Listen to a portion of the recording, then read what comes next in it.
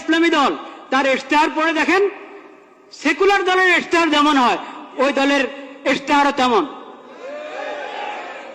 ওই ইশতেহার তো বড় কিছু না, আসলে ইশতেহার তো আসলে বড় কিছু না যে শুধু ইশতেহার দেখেই কাউকে ভোট দেওয়া যায়। কিন্তু তারপরও এটার কিছু না কিছু মূল্য তো আছে, নাহলে সবাই ইশতেহার ছাপে কেন? তো ইশতেহার, আমি ইসলামের কথা বলি কিন্তু আমার ইশতেহার পুরা একটা সেকুলার দলের ইশতেহার মতো মনে হবে আগাগোড়া পড়লে। তো এই জন্য আমি বলছি শুধু ইসলামের নাম, এই কারণে চোখ বন্ধ করে ভোট দিবেন না। আর দলের মধ্যে ইসলামের নাম নাই, শুধু এই কারণে তাকে বলবেন না যে এর ভোট দেওয়াই যাবে না। এখানে বিবেচনার অনেক কিছু আছে। এটা তো দুঃখের বিষয় যে আমরা, আমাদের কাছে ইসলামী খেলাফত ব্যবস্থা নাই। ইসলামী খেলাফত ব্যবস্থা কায়েম করার জন্য কেউ উঠে দাঁড়াচ্ছে না।